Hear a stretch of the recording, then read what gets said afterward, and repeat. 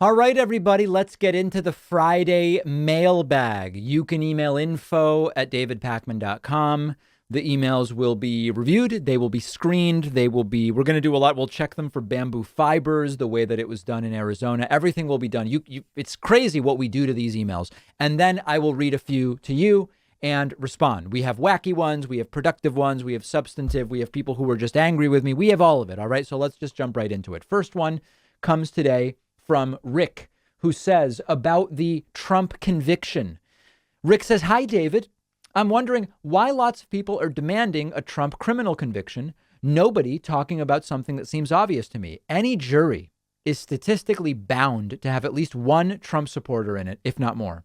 One is all you need for a hung jury. So it's all for nothing. He would never be convicted of anything in a jury trial. What is your take, Richard in California?" Yes, I have said before, not only is there a political question here. Not only is there a question of there's so many different issues with the idea of a Trump trial, a Trump criminal trial. But how do you even get a fair jury? And we've been talking about last week, this week, in the context of the Kyle Rittenhouse trial. And I told my story from my jury duty experience on something very minor compared to this, about how hard it is to get competent juries, even for minor things. I don't know how you get a jury to truly do what they are supposed to do when it comes to a criminal trial with someone like Donald Trump. But I think it's a merely academic question. As I've said before, I just don't think it's going to happen. And I know people get mad and say, David, you're making it less likely that there will be a conviction when you say that. No, I don't think that that's the case at all. That they're less likely there will even be charges. I just don't think it's going to happen. All right. Next one is from Ren. Ren says, "I have jumped ship. Pakman's I guess that they mean Pakman's mainstream media narrative stance on BS vaccines has put me totally off." Well, to you, I say, good sir, bye-bye. If you don't want to watch this show or listen to this show because of my view on vaccination, we probably weren't meant for each other. This was probably a relationship that, let's go with, it's not you, it's me.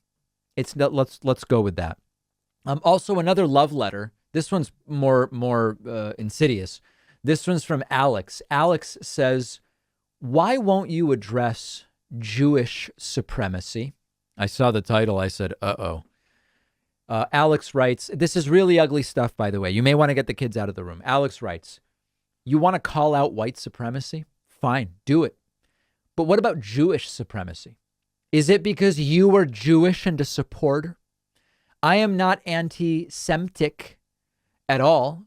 But if you seriously think we're not onto what's really going on here and who's really in charge of this globalist plot, then you're wildly mistaken. At least Trump tried to fight these globalist, internationalist. I should actually be using the Alex Jones globalist, internationalist, Trotskyite socialists, unlike Obama, Trudeau, Macron, and the rest of these Zio beasts. This is anti-Semitic. This is anti-Semitic. And as I've told you before, I mean, listen, at this point, I've explained this 6 ways from Sunday, folks. COVID conspiracies are drenched in anti-Semitism. The whole concept of one world or shadow government, that there's a real government, it's drenched in anti-Semitism. It's just slathered. It's bathed. It's sous vide'd in anti-Semitism. This is a perfect example. And I don't know if saying I'm not anti-Semitic, but is even part of the insanity here. But that's a very, very sick person. But sadly, many people hear that and they go, that person's not sick. That's their politics. And I agree with them. And it's a very, very scary thing. Paul wrote in. Paul says, "David, is there anything stopping President Biden from using an executive order to eliminate the Electoral College? It hasn't been needed since the invention of the telegraph back in 1861. Why do we still use it? Allow our president to be elected by popular vote, by the people, period. Stop wasting taxpayers' money on gerrymandering." I'm looking forward to your response, Paul. Well, so remember, gerrymandering is congressional districts within states.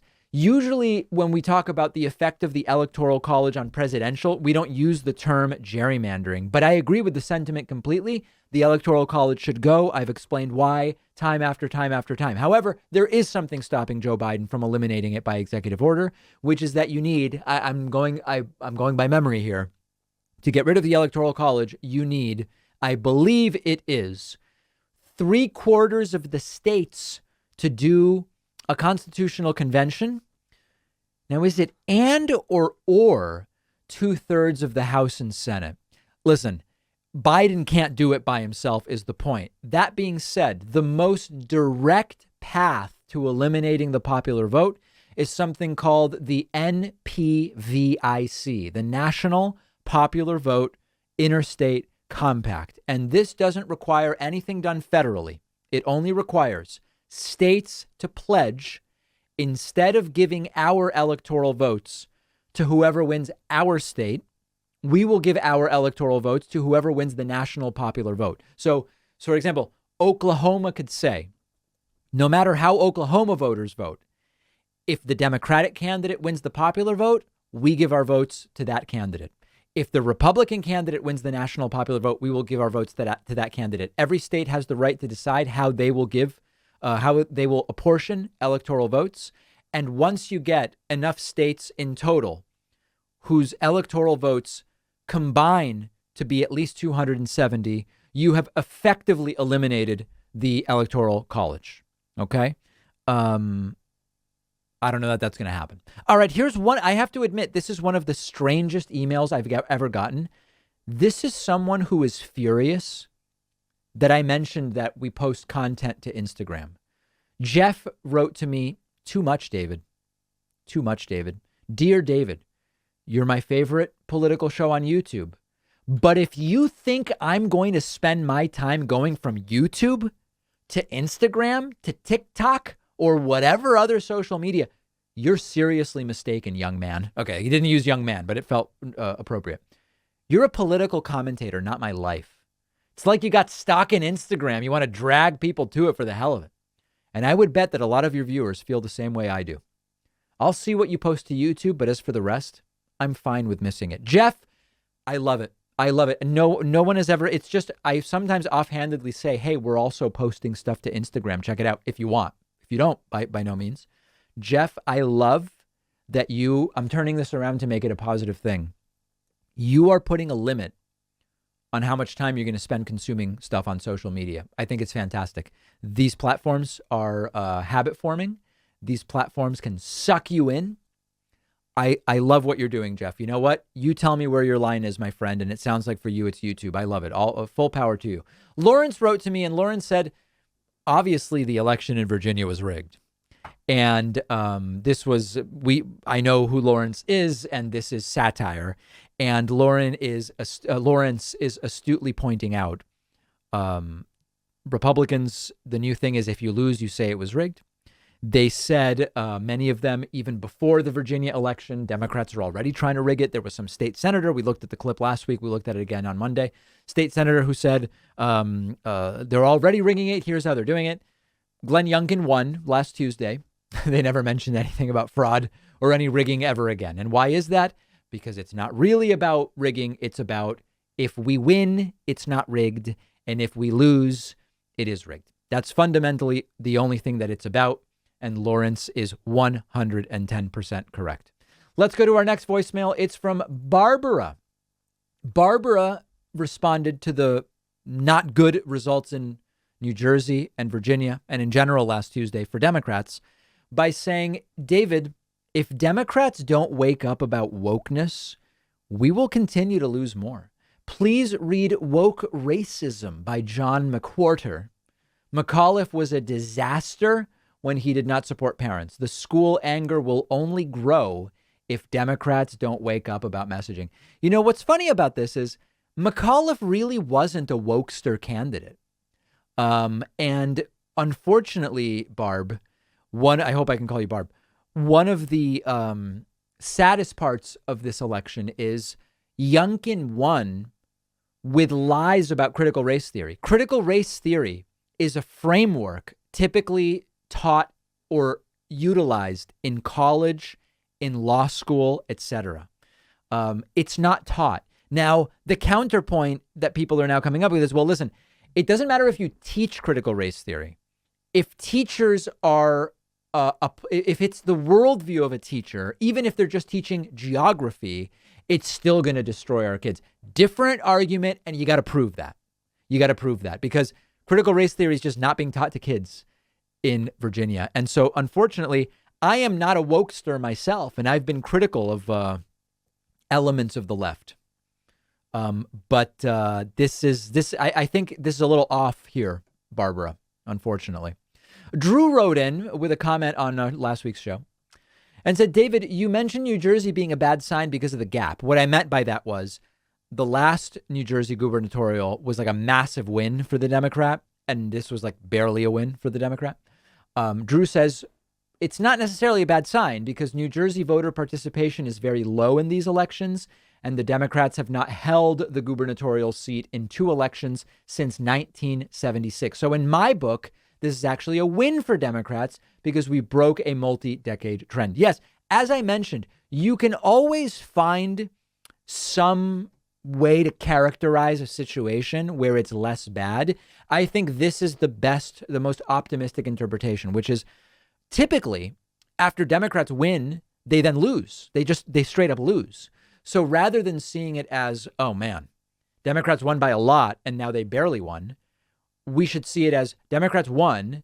Normally they would lose if you go back to 1976, and Democrats won again.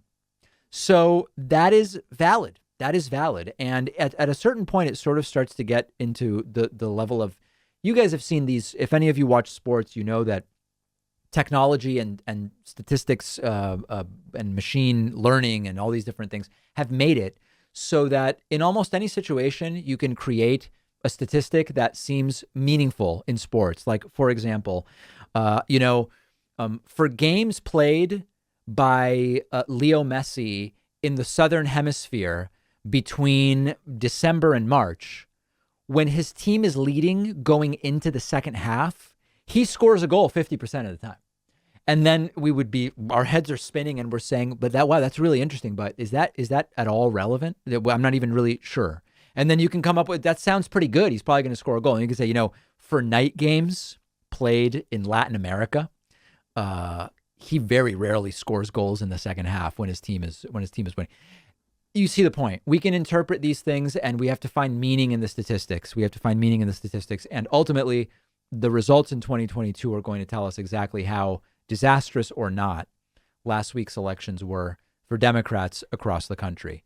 I hope that you will get instant access to today's bonus show by signing up on my website. You can go to joinpakman.com. We really do depend on your support. We have a staff here.